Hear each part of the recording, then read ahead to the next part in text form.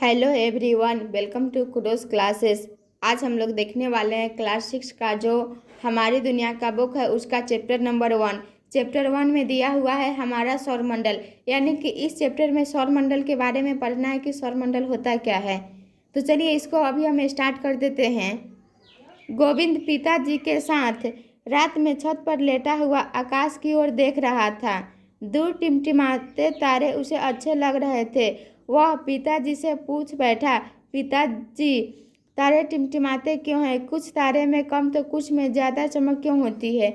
यानी कि जैसे हम लोग रात में सोते हैं, गर्मी के दिन में ऐसा होता है कि आसमान में देखते हैं तो ऐसा लगता है कि तारा टिमटिमा रहा है, और किसी में है कि कम रोशनी होता है, किसी में ज़्यादा रोशनी होता है।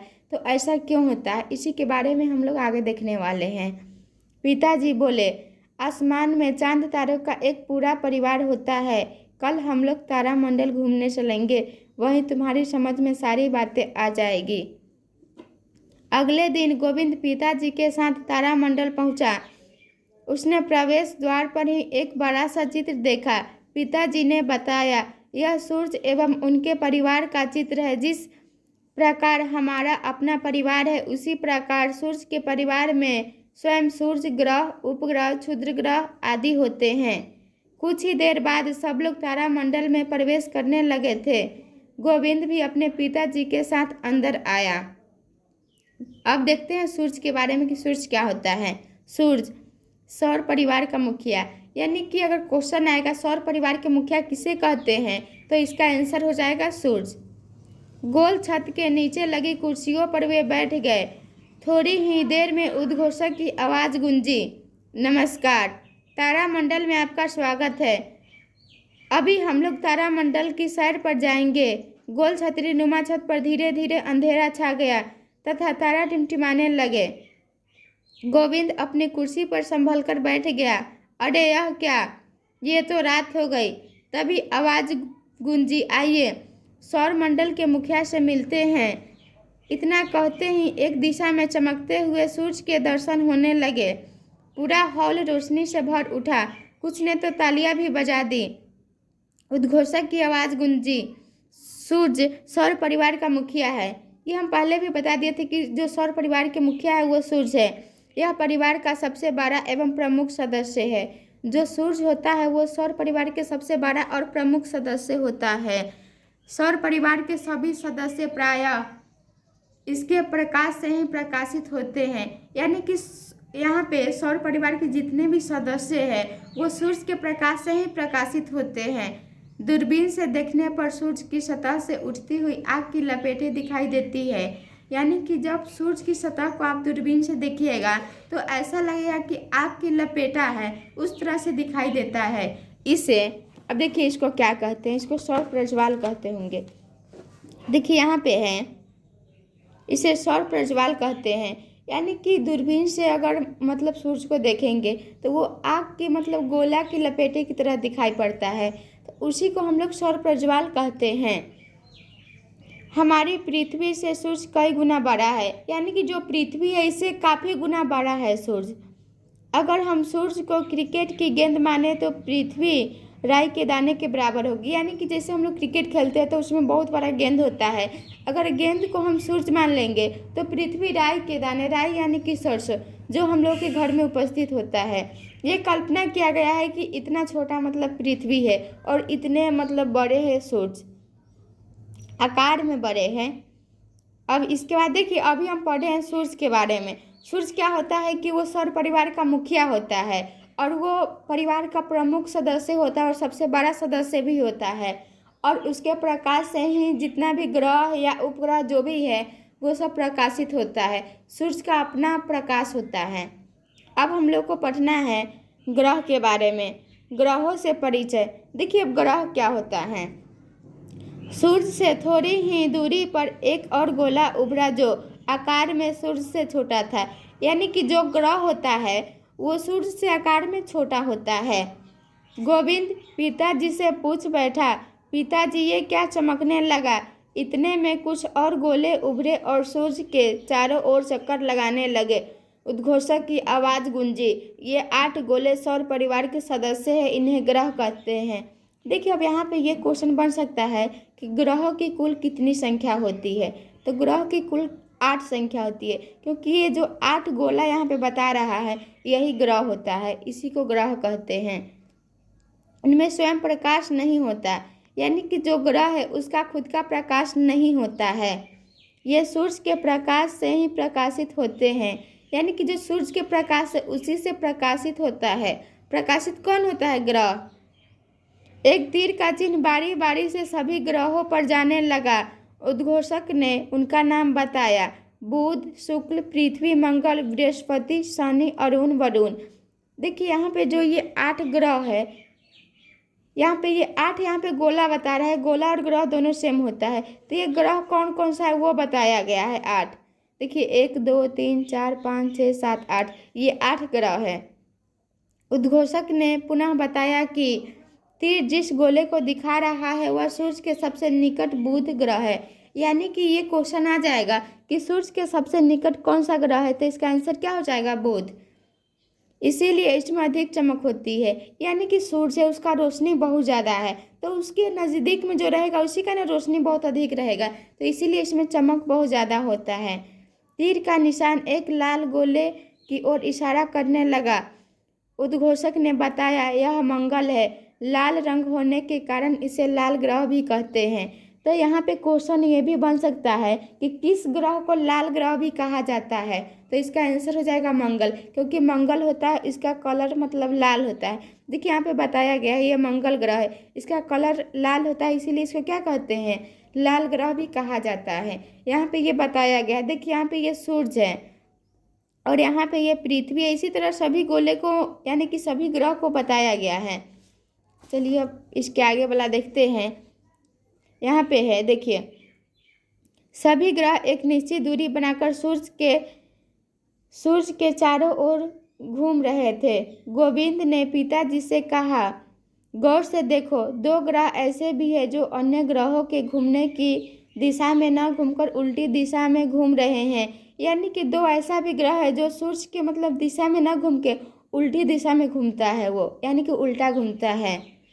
तभी उद्घोषणा हुई, सभी ग्रह सूर्य का चक्कर लगाते हैं। यानी कि जो भी ग्रह होता है 8, वो सब क्या करता है? सूर्य का चक्कर लगाते रहता है। पृथ्वी है, पृथ्वी भी सूर्य के चक्कर लगाते रहती है। पृथ्वी भी एक ग्रह है, लेकिन यहाँ पे जीवन है और सभी ग्रह पे जीवन अभी नहीं है, लेकिन सबका मतलब खोज अभी हो रहा है। शनि के चारों ओर के छल्ले को दिखाकर उसने बताया कि यह एकमात्र ग्रह है जिसके चारों ओर छल्ले हैं। यानी कि यहाँ पे ये भी क्वेश्चन चलाएगा कि कौन सा ग्रह है जिसके चारों ओर मतलब छल्ले पाए जाते हैं, तो यहाँ पे क्या है? शनि। शनि के चारों ओर मतलब छल्ले पाया जाता है। तो क्वेश्चन ये आएगा कौन सा ग्रह है जिसके चारों ओर छल्ले पाया जाता है, तो क्या हो जाएगा? यहाँ पे शनि हो जाएगा।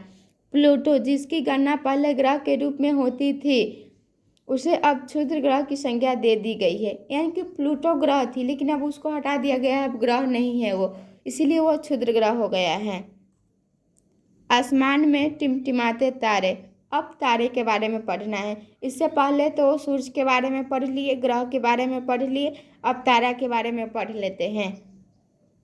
अचानक छतरी नुमा आकाश का रंग बदला। अब सूर्य और ग्रहों की जगह तारे टिमटिमाने लगे। गोविंद यह देखकर दंग था। तभी आवाज गूंजी, तारों का अपना प्रकाश होता है। जैसे सूर्य है, सूर्य का अपना प्रकाश होता है, उसी तरह तारा का भी अपना प्रकाश होता है। और तारा भी क्या है? तारा है कि वो तो खुद तारा ही है, लेकिन सूर्य है, सूर्य भी एक तारा ही है। क्योंकि ये तारे हमसे काफ़ी दूर पर है, इसीलिए हमें टिमटिमाते हुए नजर आते हैं। देखिए जो तारा है उसका खुद का प्रकाश होता है, लेकिन हम लोग को ऐसा लगता है कि जो तारा है वो टिमटिमा रहा है। ऐसा क्यों लगता है? क्योंकि उसका दूरी काफ़ी ज़्यादा है, इसीलिए। अब गोविंद को अपने प्रश्न का उत्तर मिल चुका था। इनमें से कुछ तारे तो सूर्य से भी बड़े होते हैं। सूर्य भी तो एक तारा ही है। हम अभी बताए भी है कि सूर्य है वो भी एक तारा ही है और उसका भी खुद का प्रकाश होता है। यानी कि जितने भी तारे हैं उनका खुद का प्रकाश होता है, लेकिन यह पृथ्वी से काफ़ी नज़दीक होता है। यानी कि जो चंद्रमा है वो पृथ्वी से काफ़ी नज़दीक है, इसीलिए मतलब उसका रोशनी हम लोगों तक आता है। लेकिन पृथ्वी से काफ़ी नज़दीक प्रतीत होता है, परंतु वास्तव में यह पृथ्वी से बहुत दूर है। ऐसा लगता है कि बहुत ज़्यादा नज़दीक है, लेकिन बहुत ज़्यादा नज़दीक भी नहीं है। वो दूर है, लेकिन उसका मतलब प्रकाश है वो आ जाता है। इसका प्रकाश हम तक 8 मिनट में पहुंच जाता है, यानी कि जो सूरज है उसका प्रकाश हम लोगों तक 8 मिनट में पहुंच जाता है। तो यहाँ पे क्वेश्चन आ जाएगा, सूरज का प्रकाश लगभग पृथ्वी पर पहुंचने में कितना समय लगता है? तो इसका आंसर हो जाएगा 8 मिनट।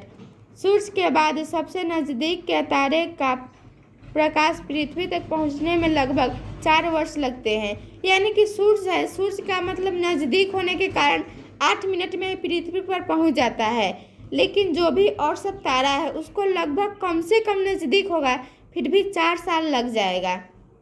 यहाँ पे है प्रकाश की गति ज्ञात कर पृथ्वी व सूरज के बीच की दूरी का अनुमान लगाइए। सूरज और पृथ्वी के सबसे नज़दीकी के आकाशीय पिंडों के नाम पता कीजिए। देखिए, पृथ्वी हमारा घर, यानी कि हम लोग पृथ्वी पे रहते हैं, इसीलिए पृथ्वी को हम लोग अपना घर भी बोल सकते हैं। और अभी हम लोग पृथ्वी के बारे में देखेंगे।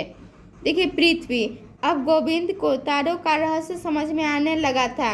तभी उद्घोषक ने कहा, चलिए अब अपनी धरती पर चले।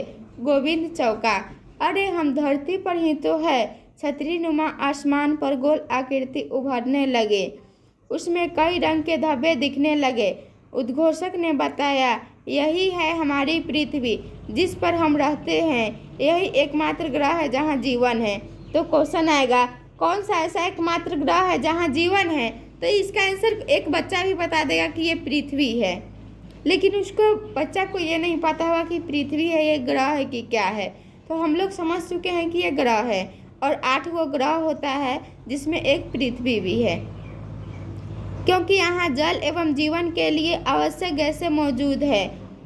अंतरिक्ष से देखने पर पृथ्वी नीली नजर आती है, यानी कि अंतरिक्ष से हम लोग देखते हैं तो पृथ्वी कैसी नजर आती है? नीली। ऐसा इसलिए क्योंकि वायुमंडल में प्रकाश की किरणें परावर्तित होती है तथा समुद्र की सतह से नीले रंग का परावर्तक सर्वाधिक होता है। अगर ये क्वेश्चन आएगा कि जो पृथ्वी है वो नीली क्यों दिखाई देती है अंतरिक्ष से देखने पर, तो इसका आंसर आप लोग यहाँ से लिख लीजिएगा। वायुमंडल में प्रकाश की किरणें परावर्तित होती है तथा समुद्र की सतह से नीले रंग का परावर्तक सर्वाधिक होता है, इसीलिए जो पृथ्वी है वो आकाश से देखने पे नीला दिखाई देती है। चूँकि पृथ्वी का 71% भूभाग जल से घिरा है तथा मात्र 29% स्थल है, यानी कि जो हम लोग रहते हैं स्थल पे ही रहते हैं, तो ये मात्र 29% ही है, और 31% क्या है? जल है। अतएव जलीय भाग के अधिक होने के कारण प्रकाश का परावर्तन अधिक होता है। यहाँ पे जल बहुत ज़्यादा, इसीलिए प्रकाश का परावर्तन अधिक होता है, जिससे यह नीला दिखाई देता है। कौन नीला दिखाई देता है? पृथ्वी। अब उपग्रह के बारे में पढ़ना है, उपग्रह की सैर। तो उपग्रह की सैर हम लोग नेक्स्ट वीडियो में देखेंगे। और हाँ, अगर आप लोगों को ये वीडियो अच्छा लगा होगा और समझ में आया होगा तो आप लोग कमेंट ज़रूर कीजिएगा। अगर आप लोग चाहते हैं कि इसका और आगे का भी वीडियो बना दें तो आप लोग कमेंट कीजिएगा, ठीक है।